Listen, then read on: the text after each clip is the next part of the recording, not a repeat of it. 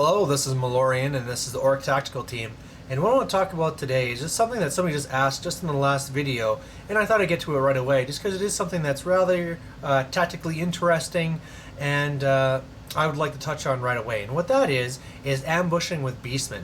And it's really good to understand this, whether you're a Beastman player or you're not a Beastman player, just because this is something that can really sneak its way into a game, and if you're not prepared for it, it can make a big difference. So, a big switch now from 7th to 8th. In 7th, you have this block that starts off behind your lines, that pretty much guarantees them the charge, and in 7th, getting the charge is big, and you pretty much just lose combat unless you're really tough. Well, now here in 8th, getting the charge off doesn't matter so much. If they charge you from, well, basically what's going to happen is, haha, I came in from behind you. Well, you just turn around to face them, and now sure, they'll get the +1 combat reds for the charging, but unless it's a really tight matchup, that usually doesn't matter very much. Usually somebody's going to be steadfast or somebody's going to get their butt kicked. So, apart from this, alright, well, what's the use of this video then? Why is ambushing any good? And the reason why it is good is even though charging is not good, you see a lot more bunkers. A lot of these little small units behind your lines that hold these key characters, and if you can get to them, it's a massive crippling blow to the opponent. Well, ambushers are perfect for that. You take your good sized unit, you throw them behind, and you just rush that bunker as fast as you can. The way that you roll, a 1, your opponent chooses where you go, that would suck. A 2 or 3, you have to wait to the next turn, and then 4 or 5, you'll go to one of the flanks, and then 6, you get to pick. And really, if you have to go in one of the flanks, it doesn't even really matter for the vast majority amount of the time, because you're just going to go behind their lines anyway and rush that bunker. So half the time you're just getting there and just go, go, go. You can get these guys right away. Of course, you have the one spell that can let you get a little bit of extra movement. That'd be a great thing to do, some synergy just to get them to that bunker faster.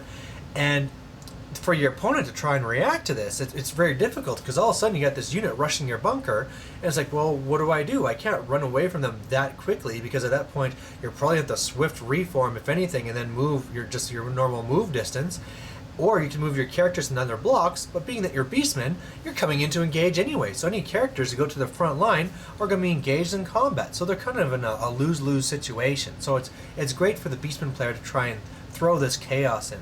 And so probably the first question then that comes after this is, well, how big do I make this ambushing unit? And that's really going to depend on your army and things, but for the most part, I like to, of course, go with the theory that bigger is better. If possible, I'd like to go with a unit of 40.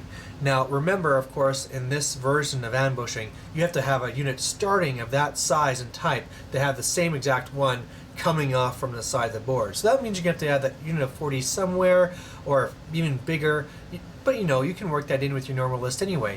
A unit of Gores bulked up with your Beast Lord is a great thing to have anyway. I mean, your best of Gores don't need the Beast Lord, so the Beast Lord on with the Gores to put in your core requirement anyway is a not too bad way to go. And having this unit of 40 coming on from the side, they're going to deal with any bunker you're going to really see. Even if you have like a Vampire Lord in there, they're going to be putting a whole bunch of damage to the unit and making it crumble, go away. Of course, you're just going to be sweeping aside war machines like nothing. And even though it seems like overkill, the thing you have to be remembering is, well, what happens if I go up against a unit that either doesn't have war machines, doesn't have a bunker, or they castle, so you can't get behind them anyway. And if that's the case, you don't want to go too small and have a useless unit. I mean, if you do that and you have this little unit of 10 Gores, it's just, well, what are you going to do with them? Maybe you can quickly throw them into sort of a throwaway unit type of role, but otherwise you've just wasted all those points. Whereas with a unit of 40, oh, there's no bunker to go against? Well, okay, I'll just start with it and let's go fight, right? You got something else you can do. The only other thing I'd think of is going with a unit of 20, and again, that's enough to take on any war machines, the vast majority of bunkers, and what it also means, if you have the watchtower, you have a unit that can start in there. It's not too bad of a unit to go in there. It's good to have it. So again, you're just working in that synergy, so that no matter what else you get, you have some role that unit can fulfill. Now, another thing you can do as well is just going for the absolute minimum, like Ungors and stuff. I see this not often, but it's somewhat common that they'll just take like 5 Ungors raiders with the bows or something. And for the most part, these are completely useless. You know, little archer shots do nothing. It's even questionable if they charge a war machine if they'll even beat it. The only way you can kind of work this in is if you have an opponent that like to flee. You know, you charge them with the Bestigors and they run away because they don't want to get their butts kicked.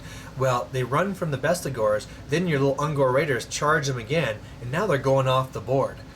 But the problem with this, you know, if it comes up, that's something you can do, but your opponent will probably see that, well, why would I flee if this is going to be setting this up? And if you're ever against an army that doesn't have any tactical role for them, then they're just completely useless. So, I mean, it's not many points, but again, you have to think it's 2 times the points because you need to have that unit starting on the board as well.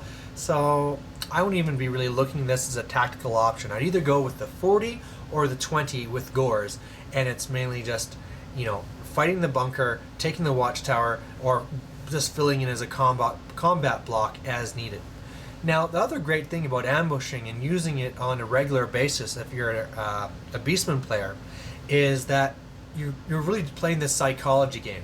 You know, your opponent's going to be seeing, oh my god, you got to have these ambushers coming in? Where are they going to go? Where are they going to go? I got to be ready for this. Oh man, I don't want them to be coming from behind me here.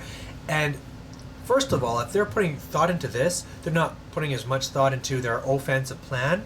And as well, any units that they're kind of holding back to try and counter wherever your ambushers are coming in are going to be more out of position to deal with your main force coming in. I mean, really, what's the real danger? 40 Gors coming in from the side, or your horde of Bestigors or Minotaurs or Razorgors or whatever are coming from the front, right? That's the real threat. But you're using psychology to direct their focus to their flanks. You know, you see people where, you know, they're going to be keeping their chariots back and they're looking at the flanks, or whole units back and they're looking at the flanks, right? Or they're just going to go back and they're going to completely castle and bunker up. And what that allows you to do then is just move up and just pick off whatever units you want, because now you're picking wherever the combats are going to be happening. So it's a wonderful thing to use. Now, the flip side of this, if you're somebody facing this ambushers, take a serious look to see what you're dealing with. If you're dealing with a big, huge horde, that's a bigger threat. And of course, if you have a bunker that's really vulnerable, that's another big threat. The biggest thing you want to do to try and counter ambushers is you want to go off to one flank. I'm not saying you're going to stay back and you be defensive, but you're going to want to be centering your unit, instead of being centering the board, to one flank with the bunker over here.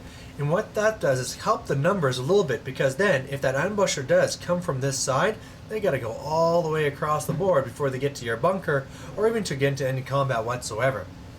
So you're just going to be basically going to be going over here and then trying to sweep like this type of a thing. And then, of course, what happens if you do have ambushers coming behind your line? Well, sometimes it's best to abandon ship. I already said that it's not a smart thing to jump to the front lines, but the nice thing about Beastmen is there's not a lot of shooting. So, big horde comes behind your bunker. What do? Screw the bunker. Characters pass their march test, and then march behind or beside the ambushers. Or, other thing you can do, here's your bunker, here comes the ambushers, they charge, just flee. You know, there's no reason why you have to sit there and die. Flee and rally. If they charge again, flee and rally. You have a whole 6 feet you can usually go across, well, depending how things are set up, before you have to worry about going off the board and you can't flee anymore.